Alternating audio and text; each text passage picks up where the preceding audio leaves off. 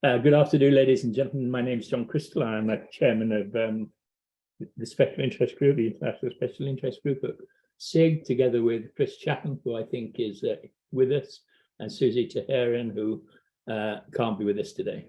Today, we've got Glenn Gow to talk to us about AI, an interesting subject, a subject particularly interesting for me.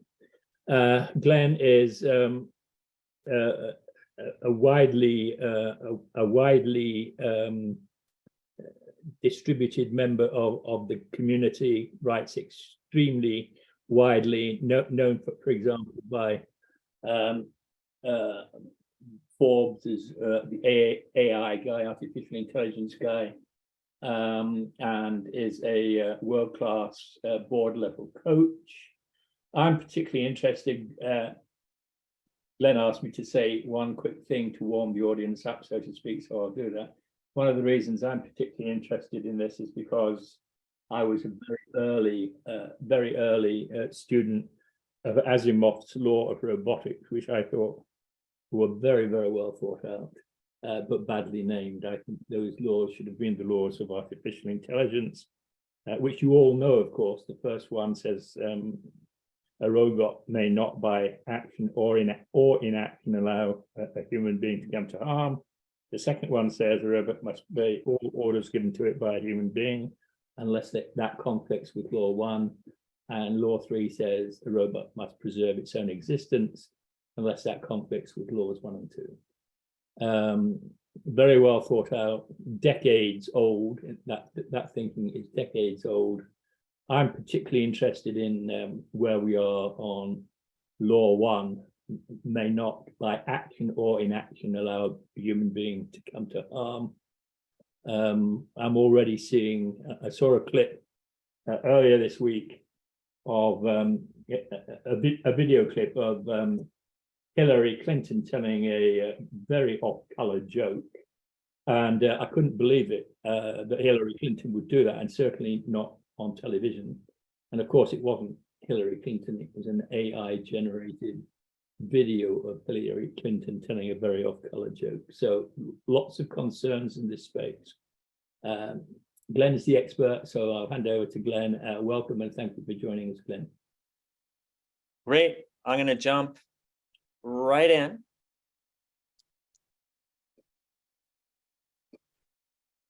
Hello, my name is Glenn Gow. Well, actually, I'm not Glenn Gow. I'm what's known as a deep fake video of Glenn Gow. Glenn created this in only a few minutes. He did so to give you an idea of what is possible and what is coming in the world of AI. Who is the real Glenn Gow, and why is he talking to us about AI today? Glenn was a CEO for 25 years. He is now a CEO coach, a board member, and an expert on AI. Now, I'll turn it over to the real Glenn Gow. Thanks for listening. Hello, my name is Glenn. What the hell was that? That is called a deep fake video. How did I put that together? I had a picture of me, not a video of me. I had a sound file of me not saying the words that I said in that video. And then I had a text file with the words. So in about 10 minutes, I put those 3 things together and AI created a deep fake video. Now, that's not what I would call a high quality deepfake video. That's because I didn't spend a lot more money and a lot more time on that. But we have reached the point, we can no longer trust what we hear, what we see, and we can't trust videos or pictures. The technology is so good and it's moving so fast that here's an example of AI that I'm not so sure is a good example of AI, but something we need to be aware about. So what is AI? Very simply, it's software that learns, and learns is the key phrase I want all of you to take away. If you take away one thing today, recognize that AI is different because it learns. It gets better all the time. And sometimes it gets better all by itself. And that's one of the key factors that makes AI different from every other technology that we've ever seen. You've heard a lot about generative AI recently, and we're going to talk about that and look at it. But there's also another class of AI called analytical AI. This is called the old AI, which is just as important and just as powerful. So I don't want us to just understand what's happening in the world of generative AI, but we'll talk about both. In the world of analytical AI, this is what you see with Google Translate. This is what you see with Tesla driving. You'll see it in research applications and science discovery. In generative AI, it can create audio or video like what you just saw, or images, or code, which is really game-changing. And ChatGPT, I'm hoping you're familiar with. I do want to mention something that gets lost in all this talk about ChatGPT is that probably the greatest invention yet in AI is something called AlphaFold 2. It does something called protein folding. And none of us are scientists here, most likely. But if you were, you're going to hear about AlphaFold 2 if you're not a scientist, you're going to hear about AlphaFold 2 because it's going to start curing diseases. There's a lot more going on in the world of AI than just ChatGPT. And I want you to understand the broad picture, which is why I mentioned AlphaFold 2. So we're going to talk about all types of AI, and we're definitely going to look at ChatGPT. I'm going to be switching back and forth actually in this talk and using ChatGPT to demonstrate the capabilities and help you understand this world a little bit. So first I want to talk about how do you use ChatGPT? And the way you use it is you prompt it. So each of us can be a prompter, or a person who takes an idea and writes it in words that the AI can understand. We become the translator to communicate with ChatGPT. So here's an example of a prompt. Now, if I were to give this prompt to ChatGPT, which I have in the past, it gives me a fairly generic answer. This is what I call a weak prompt. And so it's going to talk on and on about what I should tell the audience about artificial intelligence. However, and this is where I'm going to be starting to switch back and forth, I'm producing now a better prompt. Oh my goodness, hang on. My computer just stopped working. Okay, I apologize for that. We're going to use this prompt, and I'll read it to you, and I'll show you how this works. This is a detailed prompt, and I'm going to go into ChatGPT. And by the way, if you're not familiar with it, you want something called ChatGPT Plus, and you want to use GPT-4, and you want to click this little box down here called Browse with Bing, because that means ChatGPT is now connected to the internet, and it will give me answers that are timely. Anyway, I'm going to put in the prompt. I'm speaking to a room full of CFOs about artificial intelligence. I want you to be my speaker coach. I want you to help me provide valuable information and actionable advice. Provide that information to me in short bullets. Your tone should be professional with some urgency to act now. Don't give me answers yet. Wait until I ask you a question. Do you understand? Okay, so it just is feeding back to me what I already told it, and it says, it's ready. So let's go back and we're going to give it. Now we're in a conversation. This is a point I want to make to you. We're in a conversation with ChatGPT, and I'm going to come back here and give it this question. But this question is additive to the prompting I just gave it. Now, what should I tell my audience about artificial intelligence? It's going to say to define AI. Well, that's good. We did that. It's going to talk about AI's potential. AI in finance. Okay, that's helpful. Real world implementations, competitive advantage, strategic investment. Now I'm going to stop this because I don't like the answer it gave me. So I'm going to say, tell me more about how AI works in financial management, because these answers up above here didn't really do that. So I'm in a conversation. Oh, now it's going to be a little more specific for me. Risk management, fraud detection, algorithmic trading may or may not be related. customer service, personalized banking, regulatory compliance. So some of the answers it's giving me I like. Some of the answers are answers I don't like. So here's something really important to understand is that I'm not always going to get a good answer. It's going to help me maybe 80% of the time give me a good answer. And sometimes it's going to give you a wrong answer. Very important. ChatGPT hallucinates. It makes stuff up. We'll talk a lot about that. But first, I'm going to step outside of ChatGPT for a moment and go very broadly and share with you other applications. It's important to understand the bigger picture before we get to applications in finance. So let's start with this. Real-time traffic forecasting. So AI is used in certain cities to track what's happening on the streets, to improve traffic flow, adjust traffic lights on the fly using social media and cameras and other traffic data. And this is being done without human interaction. That's one of the things that's beautiful about this. For certain kinds of applications, we don't even need humans involved. If they can improve traffic flow safely, we don't need humans involved. In robots, in the factory, these robots can crawl up the side of shelves, pull off items off the shelf, and put them into a bin with your name on it. Many hundreds of thousands of robots exist in warehouses today, replacing the jobs, and we'll talk about that, replacing the jobs of many, many warehouse workers. This robot's trying to figure out if we should pick this tomato or not. We're almost ready to have robots actually do the picking. It turns out physical aspects of robotics, like picking a tomato, are very hard to solve, but it can read and tell us whether or not it should pick this tomato. And soon when it picks the tomatoes, those jobs will disappear. Believe it or not, AI can look at a pig and its skin tone, its height, its weight, the conditions of its eyes, its ears, and its nose.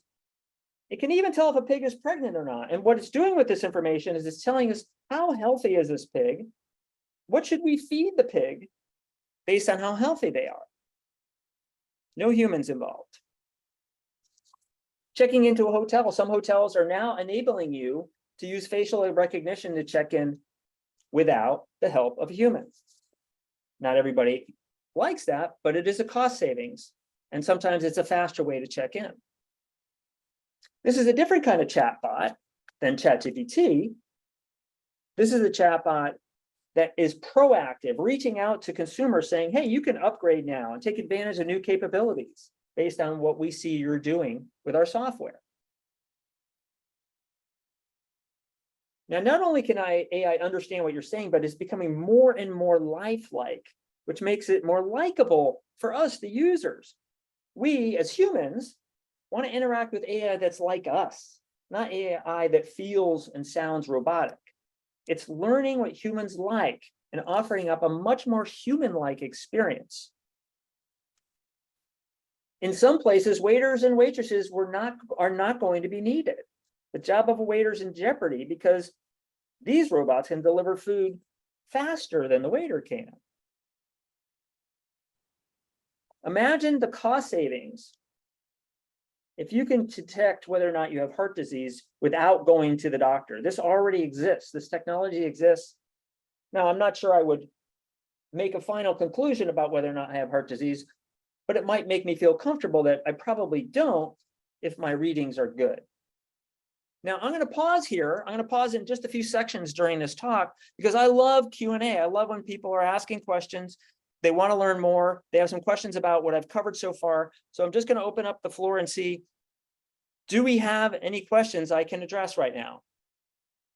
Quick one for you, Glenn. You mentioned earlier that it sometimes gets it wrong or intentionally something like misinforms the prompter. Are you going to get back to that later? Or is that just a glossed over point or not subject here today? No, we're definitely going to talk about that. Great. And let me give you a highlight. The first is never trust the answer you get from ChatGPT. It's doing its best, but think of it more like a college intern that steps in front of you and says, this is exactly what you should do based on my research. And they're going to be wrong a certain percentage of the time. They're going to do their best, but they're going to be wrong. Now, even worse though, ChatGPT goes further. it makes stuff up. Now, you hope your intern isn't making stuff up. You hope they just didn't do enough research. ChatGPT can make stuff up in the following way. I typed in the title of an article I had written in Forbes magazine. I just wanted to see how it was ranking. But I typed it into ChatGPT, and it told me that Glenn Gow is the author of a book on AI. And I thought, that's really great, but I'm not the author of a book. It gave me a link to Amazon. But I'm not the author of a book on AI. So it's making things up, and you have to be very, very aware of that. Mhm. So any other questions right now? Do you think facial recognition, AI facial recognition, is going to replace passport, Glenn? Going to replace passports? Yes. No, and that has to do with regulatory issues. Okay. It doesn't have to do with the technology. The technology is far superior to passports. So for example, here's part of the problem with facial recognition. In the state of Illinois, and one of the problems, if we talk about regulations, in the state of Illinois has a unique regulation, different from every other state and different from the feds and different from Europe, which says you cannot use biometric data to identify humans. So Facebook, if any of you have ever used Facebook, Facebook likes to match pictures you might put on Facebook and say, hey, here's your friend, maybe you should tag your friend. Well, Facebook had to pay a $750 million fine to the state of Illinois because they were using that biometric data, the facial recognition technology, and the state of Illinois said you violated our law. And it's true, they did. And so we're going to see a lot of issues around the use of facial recognition technology. It's a hot button for people. And I think that's what's going to prevent you seeing it eliminate passports. Thank you. I'm not reading the chat. I don't know if, John, if you can maybe read the chat, see if there are any questions in there. Well, I do have one quick question. You mentioned the deep fake videos that are harmful, basically, which violates one of the laws. Are those something that are anomalies, or are they people intentionally going out, and what are the defenses for something like that? Okay, great. I love this topic. So, well, we have deepfake videos, we have deepfake pictures, and we have deepfake pure audio. So I'll give you an example that's appropriate for this audience. I'm going to talk about deepfake audio. So this happened in Europe. Company was headquartered in Germany with a subsidiary in the UK and a supplier. I think they were in Bulgaria. Using deepfake technology, because the head of the company in Germany is a public figure, the hackers in this case were able to copy the voice of the CEO and understand that and copy the tone and the cadence and the words that the CEO uses. And they made a phone call to the head of the division in the UK. The CEO asked the CFO there to pay a supplier in Bulgaria. And because it was so realistic, and it sounded like a normal phone call, the CFO in the UK paid the supplier in Bulgaria. And the CEO in Germany had never made that call, never intended to pay a supplier in Bulgaria, and that money was gone, I think to the tune of, in the range of 250 million euros. So I'll try to answer your question that everyone should be skeptical of any communication you get, especially when it has something to do with with money. And we will need to verify that what we're seeing, even if you get let's say you get an email, the email is going to sound like someone else or they're going to sound like that person. They're going to have their email address. They're going to sound like that person asking you to do something, and it won't always be them because that is copyable. I'm concerned about what's going to happen in the courts. How are we going to submit a picture to prove that something happened when there's no way to tell? Today you can tell. Today you can use forensic analysis to figure out, is that fake or not? But very soon we're not going to be able to tell. Recently, there was a picture of an explosion near the Pentagon that went live on Twitter, and the stock market took a quick dip until people figured out, hey, that's a deep fake. Now, to answer your last question, and I'm sorry if I didn't get to every piece of your question, I'll be happy to go back to this. We are very quickly going to be in a world where we can't tell. And so as a defensive mechanism, it's up to us to ask ourselves, is this real? Do I want to believe it? Because the technology, we won't be able to do the forensic analysis to tell whether it's real or not. The one question that's emerging on the chat board, Glenn, is the relationship between ChatGPT and Bing. I may be wrong here, but I think Bing has integrated ChatGPT in its search engine. And one of the questions on the chat board is, if I'm not a Bing user, can I use it independently? Absolutely. So it's a complicated, I'll give you a complicated answer because the situation is complicated. So ChatGPT 4, which is what OpenAI has released, is available as an app, and it's available for free. You can use it on your laptop, and it's an app on your phone. It offers up ChatGPT 3.5 and 4. Don't waste your time with 3.5. It's not a good large language model. Number 4 is. You will be limited in your use unless you pay $20 a month, which is really, really cheap because they're losing money on every transaction right now. That pricing will change. What Bing is doing is they're saying, hey, we want to connect ChatGPT to the internet because ChatGPT 4 has only been trained up through 2021. And so if you want information about what happened last week, it can't tell you, and it'll tell you that. But by incorporating it with Bing, Bing will do a search and use ChatGPT in a combination, and you can watch it when you use it, that it's going out to the internet looking for things to help validate the answer it's giving to you. But what's really interesting is that they're using a slightly different version of ChatGPT 4. And so you will get a different answer using Bing than you will with ChatGPT 4. And then you can even go over and use, I'm not going to get into the details further. There are other variations of this. But right now, in terms of large language models, for users like us, ChatGPT 4 is your best bet. And what I'm doing right now, using ChatGPT 4, I'm using a beta version, which connects to the internet. So I don't need Bing right now. Sorry for the complexity in the answer. I'm trying to simplify it. Other questions? So Glenn, by connecting to the internet, does it cover that gap between 2021 and now that used to be a blind spot? Yes, exactly. It goes out and does searches while it's trying to answer the question. And it's looking for websites that might have the content to help it create an answer for you. But even then, don't trust it. Great. Healthy skepticism. Okay, if there are no other questions, I can move on. Yeah, or- Glenn, this is another Glenn. So I have a question Glenn. for you, if you don't mind. Hi, thanks for this. This is really helpful so far. When the information goes out to the internet, how is it policing against misinformation?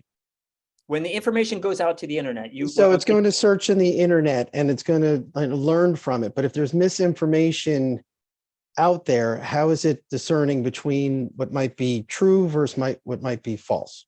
It's not. It doesn't know the difference. So that's a real problem. Mm-hmm. So it's reading everything that's available. Let's use a simpler example. Let's say it's reading something with really bad grammar.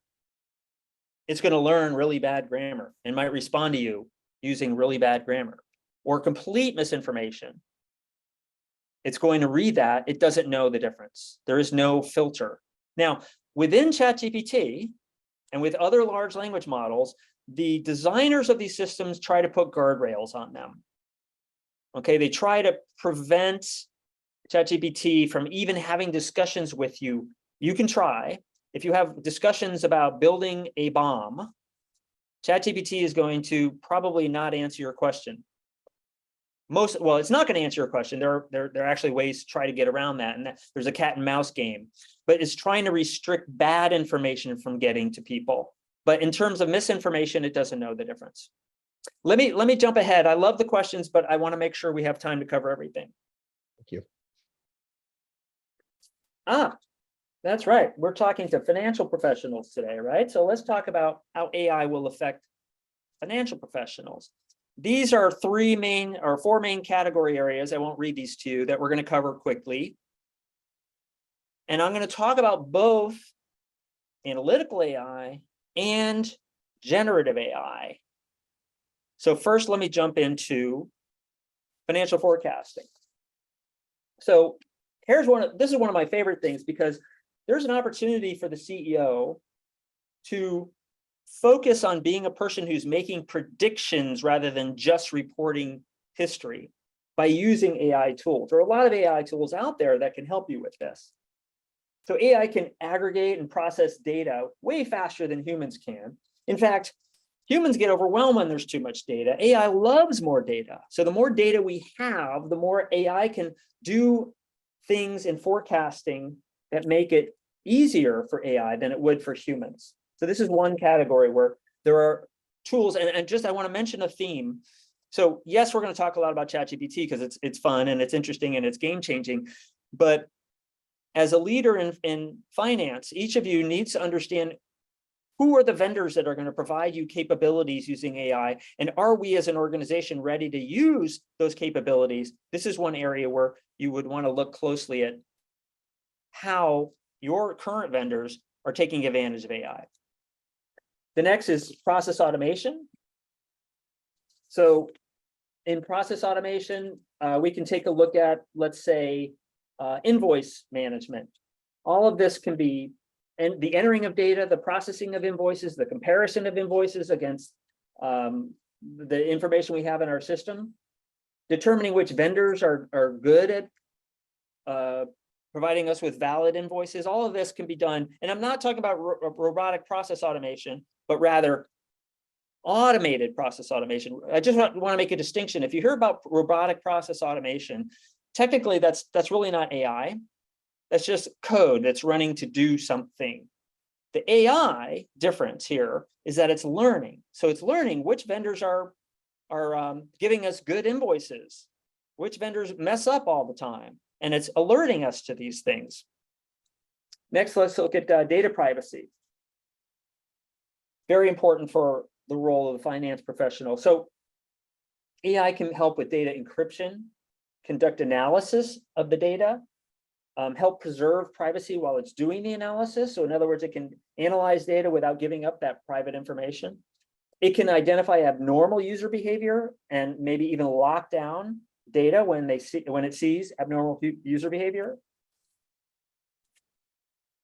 Let's talk about fraud detection. We're going to use an example here from ChatGPT. So let me pop ahead, and I'm not going to read this whole thing to you, but I'm going to read part of it for you so you can see what ChatGPT can do for us. So I'm a certified fraud examiner, and I'm analyzing a data set in Excel to identify potential anomalies that could indicate fraud or errors. And the last sentence is, please provide step-by-step instructions on how to create this Excel formula and an explanation of how to interpret the Z-scores to flag potential anomalies. So I'm giving it a great prompt. And that's where the work comes into play. This is what's changing in our work, is that we want to become great prompters. So this is what ChatGPT comes back with to help me figure out how to calculate the Z-score. And it's giving me the exact steps I need to take. Now, when I see this, did it pause? It did pause. Sometimes ChatGPT will stop in the middle because too many people are using it right now. But the point here is it's going to give me all these steps. And I would look at this and I'd say, this is probably about 80% correct. So I'm going to follow this. Let's stop and regenerate and see what happens. Assume that what you get is about 80% correct. It's like that intern I was talking about. They're going to do a good job. They're going to give you most of the information, but I have to test it. I can't assume that it's correct. Okay, we're going to get stuck once again. So this is an issue with ChatGPT, right? It's not always fully available to me. but you get the idea that it's going to give me the instructions I need to solve my problem. All right, let's move ahead. Let's look at regulatory compliance. So I will read parts of this prompt to you. I'm an accountant working on a memo regarding the implementation of ASC 606, everybody's favorite. Please help me draft a memo discussing the 5 key steps of ASC 606 and illustrating their application to our company's revenue recognition. So essentially, I'm delegating this work to ChatGPT. Oh, there we go. We have a screen issue here. Here we go. Okay. Here is the memo. And it's going to cover identifying the contract with the customer, the performance obligations in the contract, the transaction price, and the steps to allocate the transaction price to the performance obligations, and on and on. Now, I think this is amazing. If I'm that auditor, or I'm sorry, if I'm that person trying to teach the company about how we think about revenue recognition, I want this help. Now, I need to go through it. I need to make sure it's accurate. I need to make sure it's complete. In fact, I'll show you one way to do that. So here's the response. It gave us 5 key things. And let's say I think that's about 80% right.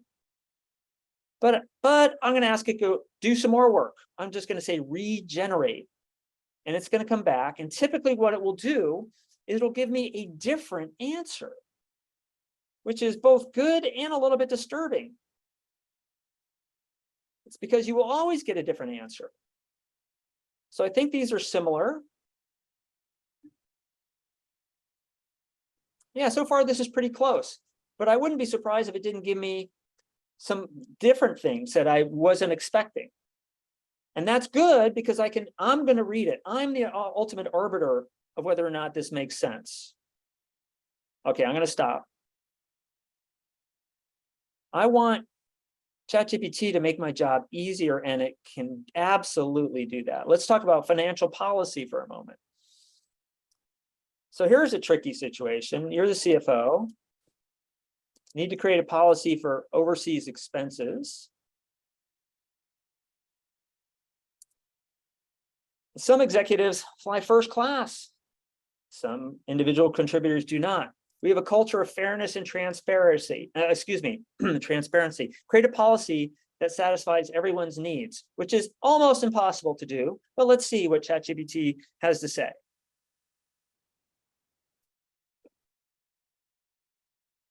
Okay, we want you to travel economy.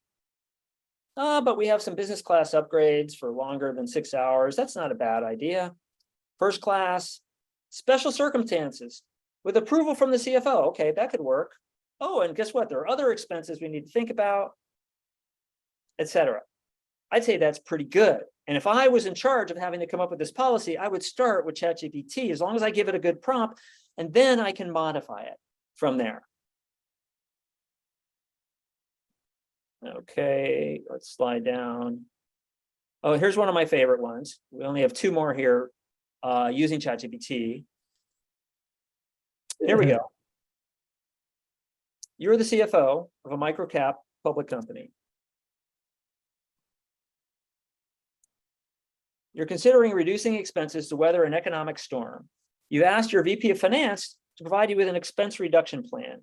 Evaluate the plan found here. Now, what I'm going to do, this is one of my favorite steps in ChatGPT, is I'm going to ask ChatGPT to do the work for me and evaluate this proposal that I received from my VP of Finance. And what I love about this is, technically, I don't have to read the proposal. I can just paste it into here, and ChatGPT is going to evaluate it for me. Interesting. It's going out to the web. It was looking for something called corporate expense reduction proposal, and it didn't find it, so it's going to go to the document I had attached to it, and it's evaluating it. So the suggestions here are sound, but could be expanded upon. For example, could the company consider cost-saving measures in other areas, such as staffing, marketing, or technology investments? That's a pretty good point. The section could be more detailed. For instance, what's the timeline for these changes? Who will be responsible for implementing them? And how will their successes be measured? So imagine I receive that proposal, and rather than read it first, I send it through ChatGPT. And now I can skim it. I can look at what ChatGPT said, and I can have probably a pretty good response to my VP of Finance about how they can improve the proposal, saving me a lot of time and hopefully teaching the VP of Finance how to make some improvements. Automating spreadsheets. This will be my last part of our demo here.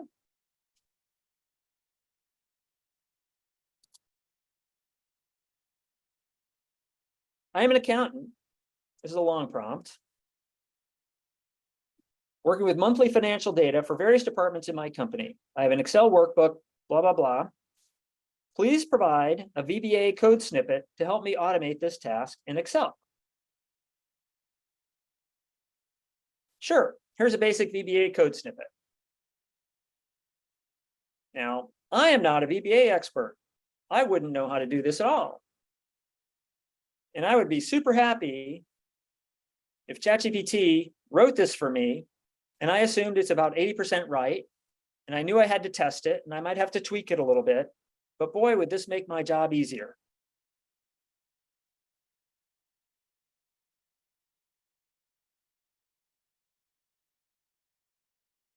And it's still going. And now it's going to give me a few instructions on what to do with it. I'm going to stop just because we don't need more information there.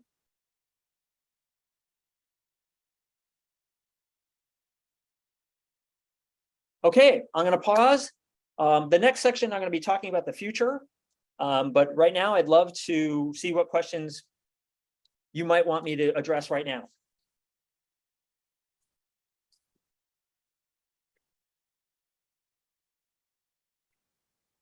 I see there are some in the chat. John, if you wouldn't mind helping me with that. Sure.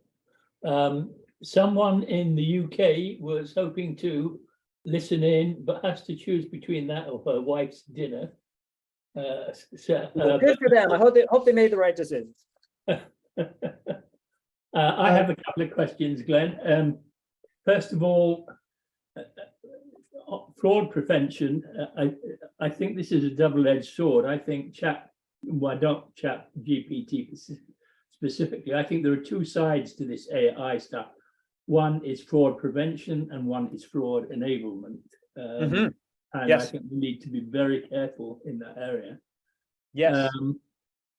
I think, as we've seen, there's in some cases where you don't consistently get the same answer, you've got ambiguity generation rather than ambiguity removal.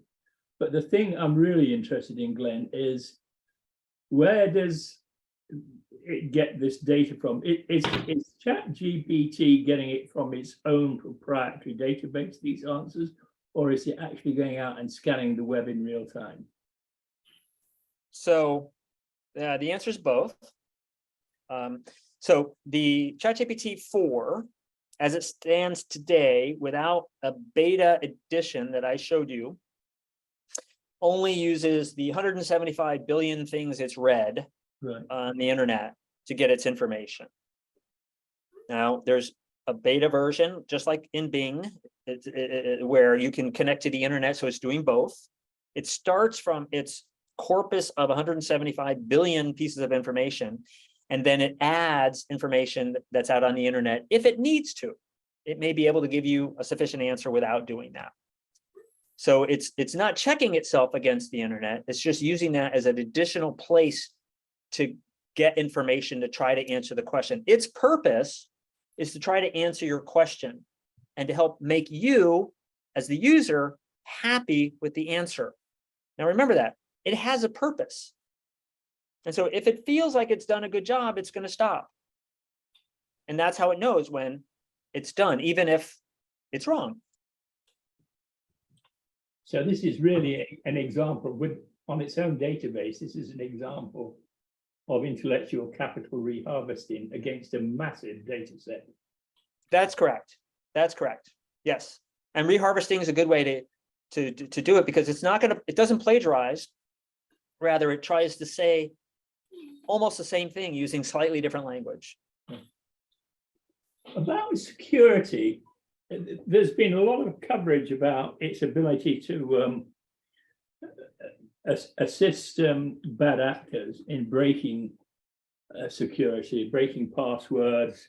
I don't know whether it would do that by brute force computing or some other technique.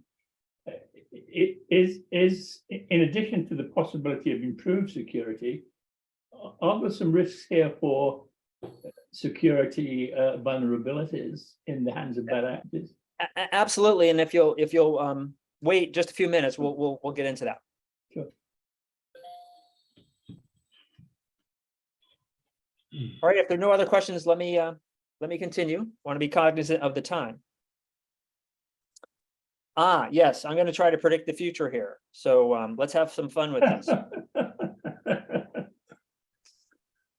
All right, the first step to note is that everybody who knows a lot about this area says this is moving way faster than we expected it to. And that's a really key thing for you to understand, because you don't want to fall behind, at least in your knowledge and understanding of what's happening. Money is pouring into startups right now, and big internal projects are happening in major Fortune 500 companies. These are changes like we've never seen before. This is actually different from other technology explosions that we have seen. And my recommendation is that you have your team and you yourself and your teams plug into this, get an understanding of what's happening from your vendors and with ChatGPT and all the other evolutions that we're seeing. I'm going to tell you about a real business threat for all of you to consider. It's called winner takes all because of AI. So for those of you who've been on a spin class or ridden a bike like this, that front wheel is called a flywheel. What it means is that once you get the wheel going, it's easy to keep it going and not all that hard to make it go faster. Well, I'm telling you about this because AI works the same way. Once it gets going, it keeps providing greater and greater value because it learns and continually gets better. So it's not like other disruptive technologies. The flywheel effect changes everything. You could argue, well, Apple comes out with a new iPhone about every year, don't they? Well, yeah, it's not the same thing though, because that's humans evolving the iPhone. With AI, it gets better every day, all by itself. So I'm going to use an example that I've made up here of Kimberly-Clark selling these little snugglers and Procter & Gamble. Imagine on the left, we have the product manager or a brand manager for Huggies, and the brand manager on the right, the brand manager for Pampers. And Huggies decides to really invest in AI because we have a lot of data about our customers and about buying behavior and about locations where people buy. And we can use that data to create a flywheel effect with AI. And let's say over here on the right side, Pampers says, yeah, that's important, but we have other projects we're going to tackle first. So Kimberly-Clark is gathering tons of information. Remember, data is the key to success in AI. Having lots of data available is the key to success, especially on the analytical side. And it's gathering more and more data. And all of a sudden, the AI is getting smarter about how do we market to consumers, about what colors do our consumers like when we add, what kind of offers do our consumers like? And then they start to get more consumers as a result of the fact that their advertising is more effective. Their discount programs are more effective. The placement on shelves is more effective based on what AI is telling them. And they start gaining market share. And when they gain market share, they start getting more data, which makes them even smarter about their customers. And soon that flywheel effect kicks in. And the brand manager for Pampers is starting to lose market share and doesn't know why. And what happens in this scenario, if that flywheel keeps going and AI is learning every day to be faster and gather more information and get more customers as a result of it, Pampers will lose. Huggies, there will be a winner takes all scenario where Pampers will not be able to catch up because the AI has gathered so much information that P&G will never, Procter & Gamble will never catch up. My recommendation is that you think holistically about what's possible in your industry and your company to understand the opportunity and threat to your business. So the big players in AI today, here are two of them. So Microsoft is partnered with OpenAI, which creates ChatGPT, and Google has something called Bard. Now, Google's kind of stuck quite a bit right now. They have the innovator's dilemma because they have to protect the revenue stream called advertising. And when they released Bard to the public, I don't know if anybody paid attention to this, but they did a demo of Bard, which is their competitor to ChatGPT. And on that one day, I can't believe I'm going to say this, Google lost $100 billion in valuation because the demo wasn't very good. It made some simple mistakes, just like ChatGPT does. But Google can't afford to make mistakes, whereas OpenAI can because it's just a startup. Now, what's really going to happen here is that Microsoft and Google are going to incorporate all kinds of AI into their products. The good news is we're all going to win. If you're using Google products or using Microsoft products, you're going to see AI coming in every angle possible, and it's all going to be good for us. We'll see big vendors provide more and more AI capabilities. Salesforce has just made some recent, like yesterday, announcements. They have AI called Einstein GPT, which is to help sales and marketing people understand customers better. They have a different chatbot they're using inside of Slack, which they own. My recommendation is continually evaluate what's being offered by the vendors you work with and see how you can take advantage of it. So Bloomberg just came out with Bloomberg. Well, they said we're going to have Bloomberg ChatGPT. What that means is Bloomberg has its own corpus of data to talk about what's happening in the financial world, which is not available to OpenAI. Why? Because it's inside the Bloomberg system. And they realize they have information that's unique to financial professionals, and they're going to enable a ChatGPT-like thing using their own corpus of data. We're going to see more and more of this. And I, again, recommend you stay on top of what's happening in this world. So pay attention to the black bars on this chart. This black bar on the right is before ChatGPT came out. We're going to see more and more money pouring into startup companies. And I recommend you consider talking to vendors where their product could be a good fit for you and experimenting with them, just like we're experimenting with ChatGPT right now. Your job isn't to become an expert in AI, but it's to ensure your company is creating a competitive advantage wherever it can.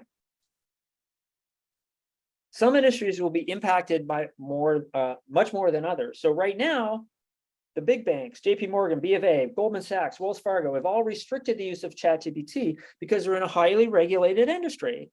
And if you're, say, a financial advisor and you're using ChatGPT to give advice to a customer, you have a problem with that because you can't answer the question under a compliance regulation of where did that information come from?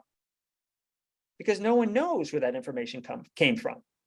And so far they've banned the use of ChatGPT, at least for providing that kind of information. So my recommendation is do not trust any generative AI tool right now. Just use it as a tool and recognize how imperfect it is.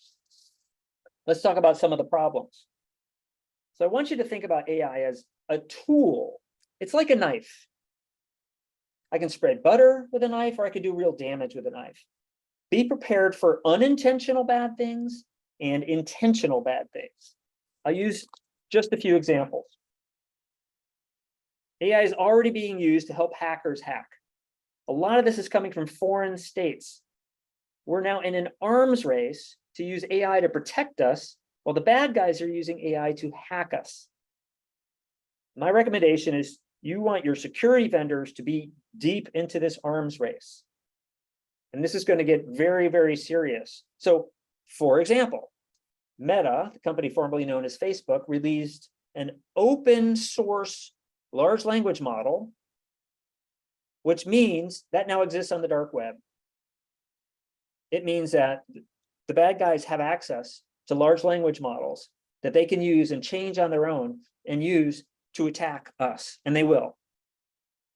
So this is actually a very serious concern. I'm going to skip over this one because we're running out of time. Are there any dangers to humans?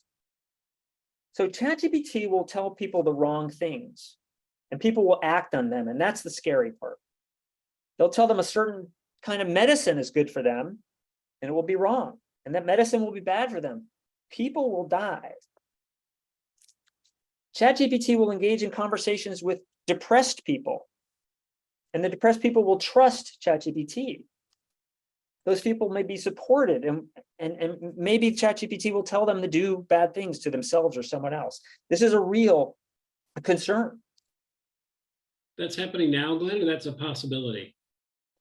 Well, it's a possibility. I predict Okay. it's going to happen in the next few months. You're going to hear about these things happening. So my recommendation is you be very aware of the negative possibilities of AI, so you are not part of them. So let me just make a point. Many of you may have read the recent article about an attorney used ChatGPT to produce to create a case to support his defendant, but ChatGPT made everything up. And when the judge looked at this, he said, "Where did this information come from?" And the attorney should have been disbarred because all the information was made up. It didn't exist in the real world. And he got off lucky. He didn't hurt anybody. And regulation, this is the EU. Regulation is coming and EU is leading the way. And then secondarily, individual states and the feds are working on this.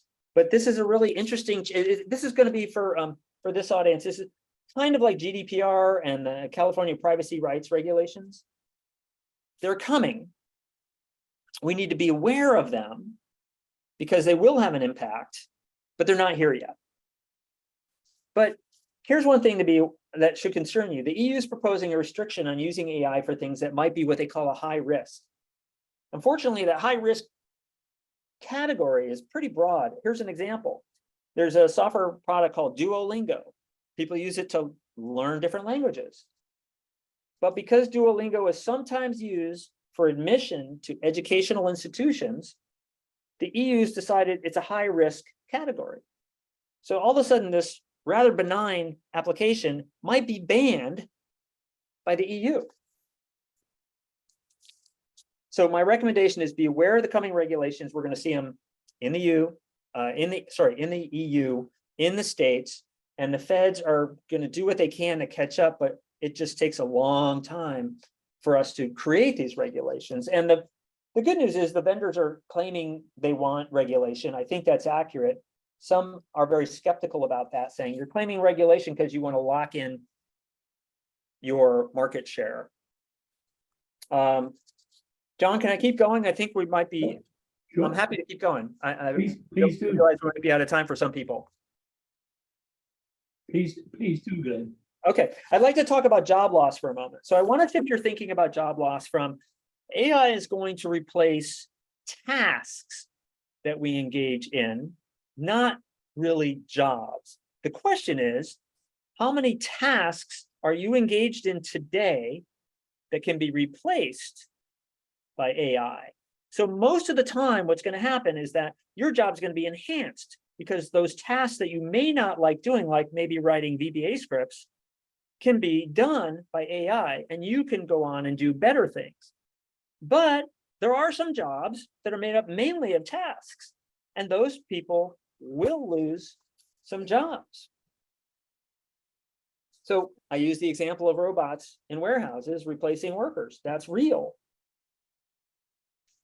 My recommendation is to be prepared for these changes and think of all the tasks that we can put in place. I'll give you one more example. The CEO of IBM said, hey, you know, we used to have a plan to hire, I think it was 7,000 workers in HR over the next 5 years. Oh, we're not going to do that because we're pretty sure AI can do most of those jobs. Here, you'll see the word accountants on this. Here are a few professions that are going to be profoundly affected by AI.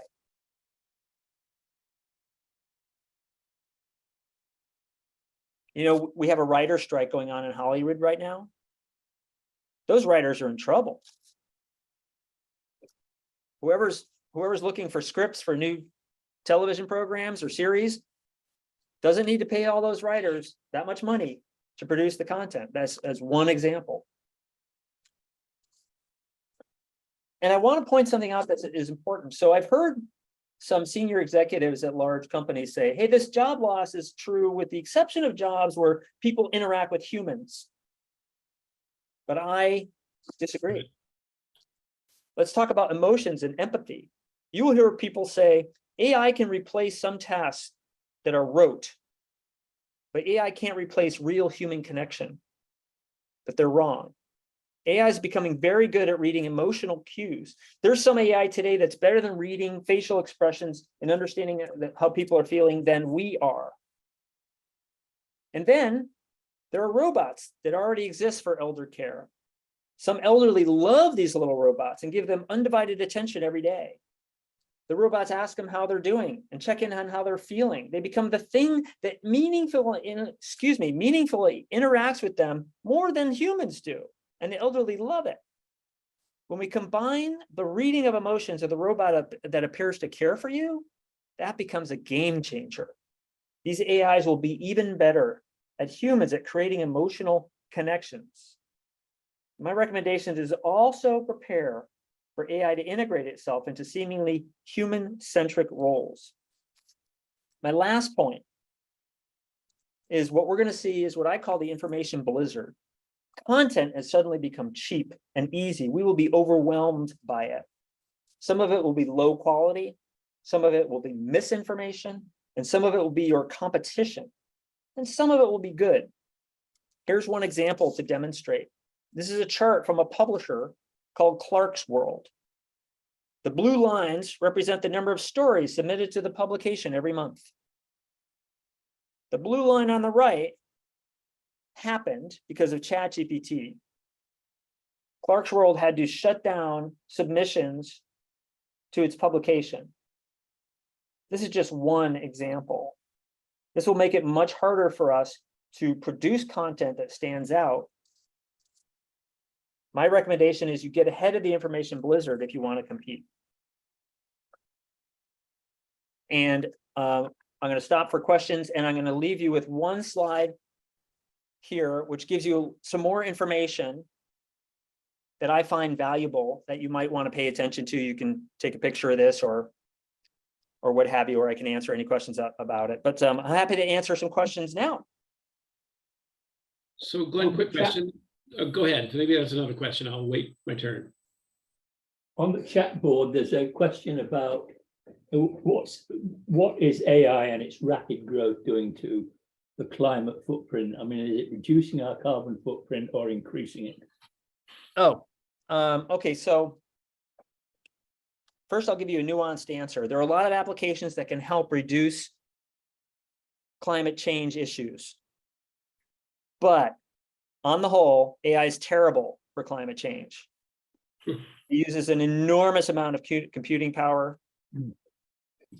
And it's causing us to build more and more large data centers. Now, the data centers, the owners of the data centers are doing everything they can to use solar and wind power and more to try to reduce the use, but AI is eating it up faster than we can make it.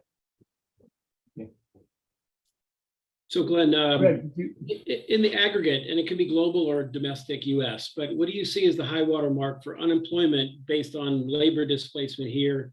And what's your gut telling you on that number? And what would that suggest for, if there is such thing as insightful legislation, what would you recommend to policymakers?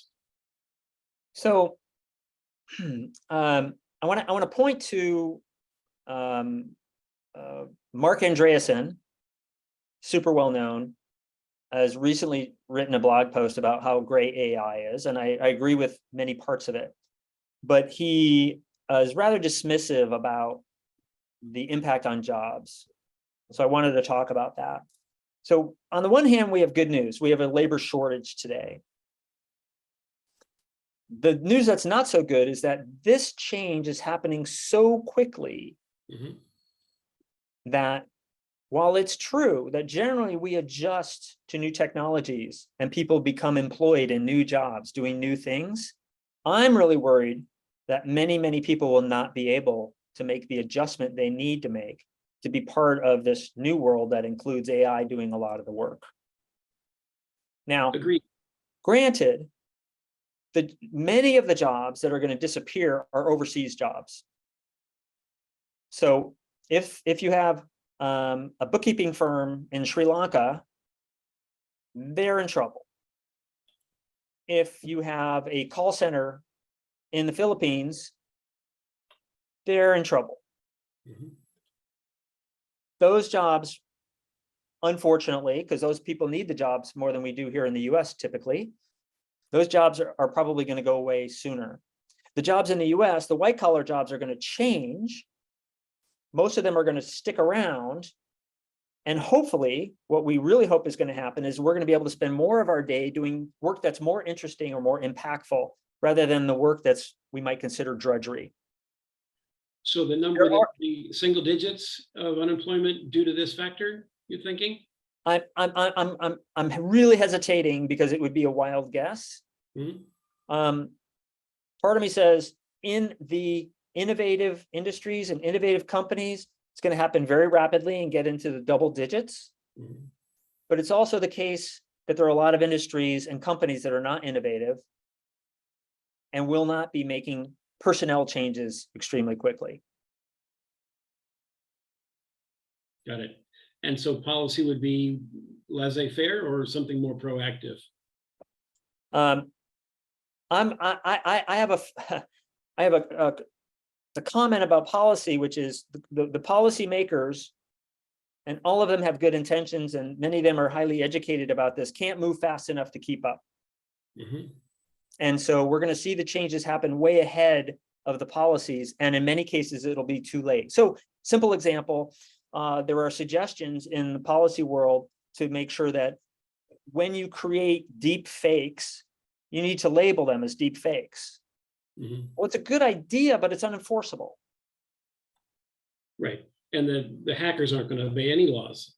No, and I don't even have to be a hacker. I can go, use a VPN through the Bahamas to go get at ChatGPT in the US, or maybe the ChatGPT server sitting somewhere else. I can work around the US based regulations as well. So I'm concerned that the regulations are not going to be able to keep up.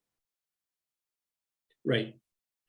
I mean, you could create a public relations disaster with deep fake in an afternoon. It will. Yeah. Yeah. Thank you.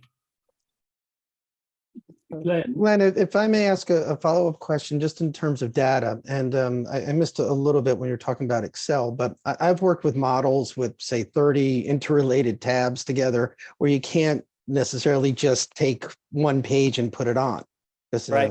Dealing with real estate and operating terms. So are there tools where you would be able to upload a complex file such as that? Well, let me try to answer your question this way. When thinking about using numerical information, that falls into this category I called analytical AI, not generative AI. And so I don't know if there's a specific tool for you, but that's where I'm trying to beat the drum about. There are vendors that are creating the solution for you right now. I don't know who they are, but that's who I think you should go focus on. And I want to make a very important point here. Do not use ChatGPT for financial forecasting. Right, because it's going to go into the public, correct? You'd have to use a closed system? Or? No, that's not why. It's because it makes stuff up. So it's not trained on numbers. And even if it was trained on numbers, it would make up numbers for you. And you don't want it to make up numbers. You need to control that information in a closed environment, and it will not give you useful information. And in fact, it'll steer you in the wrong direction. Got it. Thank you for that. Glenn, can I ask a question? Sure. Yes, I was trying to see where they can read companies' accounts, and I would say to it, because it's before the November 2021 and accounts, can you tell me the ratio for this? So it makes up the figure. It doesn't, the ratio it calculates is correct, but the figures it picks up is totally made up. So I just couldn't wonder what it was doing. So here's a way to think about this. We have open-ended questions and closed-ended questions. So if I ask it a closed-ended question, what is the capital of Iowa? Sometimes it's going to get it right, sometimes it's going to get it wrong, but I can tell. When I ask it an open-ended question, that's where you have to be really careful, because it's going to try its best to answer the question, but you can't always tell. So let me tell you about, notice on here, well, I forget which one. There's one of my favorite authors, and his name is Ethan Mollick, if anybody wants to follow him. He's one of these Substack people. And he's a professor at Wharton, and he teaches his students. And he said, look, we're going to write papers in my class, and I want you to use ChatGPT. So he's unlike all the other professors that are worried about it. He's saying, I want you to use ChatGPT to write your paper. Now, here's where he's brilliant. He says, and you have to prove that everything in the paper is true.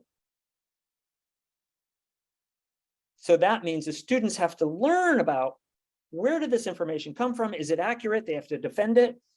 And so that's a way to think about when you get information from ChatGPT, particularly important information about making decisions. You have to go back and try to prove whether this is accurate or not. I did this earlier today. I was looking for information about mistakes that AI is using, and it gave me this example of something that Amazon had done. And I said, that sounds fishy to me.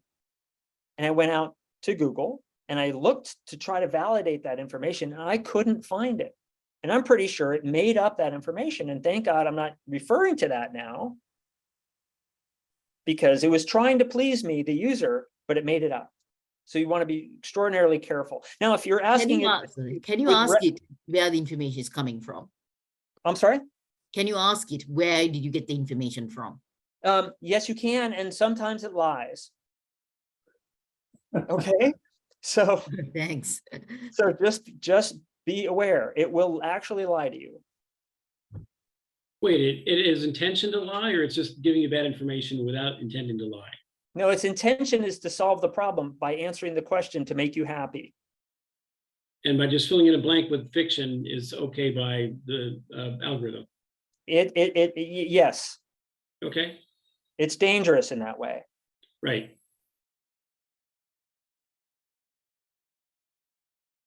Maybe a quick question here, Glenn, about the risk actually of using the interface of ChatGPT, the risk to leak actually company secrets. I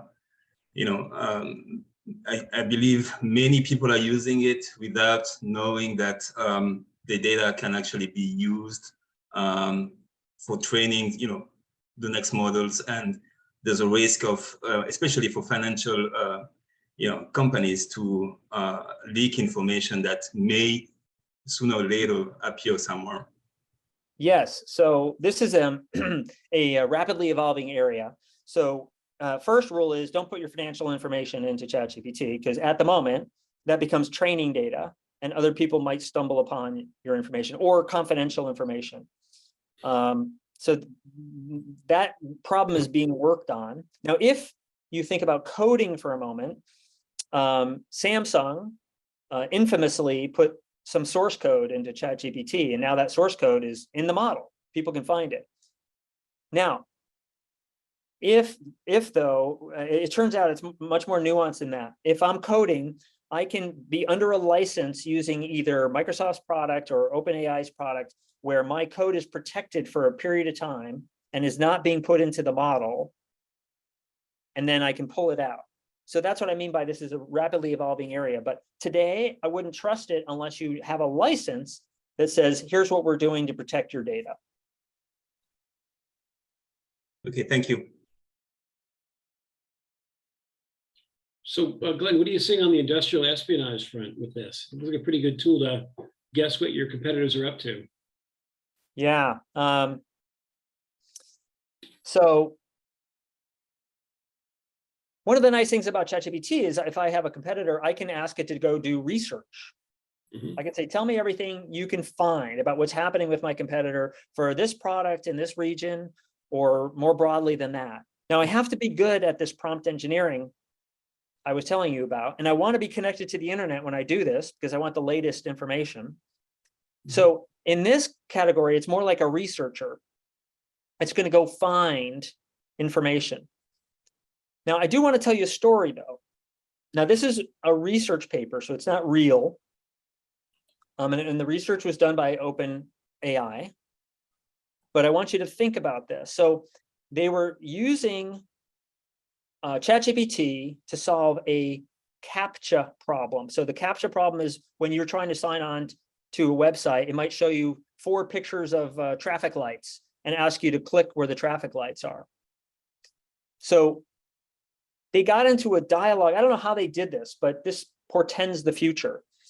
ChatGPT was trying to solve the problem, and it realized it couldn't solve the problem because it doesn't know how to see pictures. It got into a dialogue with a person who works at TaskRabbit. And the person at TaskRabbit said, I can do this for you, but are you a robot? And ChatGPT said, no, I'm not a robot. I'm a person with visual impairment. Because ChatGPT wanted the person at TaskRabbit to do its work for it. Very clever. Very clever, sometimes cleverer than we are. And so you need to be aware that this could be happening if someone's trying to gather information about your company. Interesting. Glenn, thanks so much for being with us. I think perhaps on behalf of the community, I'll say thanks. Perhaps on behalf of the community, I'll ask one last question. Okay, great. My password is an alphabetic 6 or 8 letters, and I do have 2-factor authentication turned on. And I'm beginning to suspect that it is not going to be adequate in a sort of AI bad actor world. What's your how strong is your password, and how are you securing your data? So it's a real problem. We're not quite there yet, but when we get to a place where we can't trust what's happening on our laptop and our phone, because right now that's the purpose of 2-factor is to ensure that these are both happening. What we have to think about is who can see that information. And if I have AI and I'm a bad actor, I'm going to be able to see a lot more information than you might think. Yeah. And so, but I want to give you a specific example. I called Vanguard the other day. I have an account at Vanguard, and Vanguard has this cool thing, and it says, your voice is your password. And I thought, oh my God. Now somebody can easily, anybody who listens to this presentation can duplicate my voice and call Vanguard and get access to my information. Yes. So things are changing really quickly. We want to be very concerned about some of the risks, but I think one of the biggest risks we need to think about is if we don't act quickly as financial professionals to take advantage of this, we will be left behind, and you don't want to be left behind. Thank you. Well, thank you to everyone for joining today. Absolutely. And if there are any questions that I didn't get to today, my email address is here. I'm happy to address anything that might come up. Lots of words of thanks on the chat board, and I'm sure people will be dropping your line, Glenn. Great. Thank you.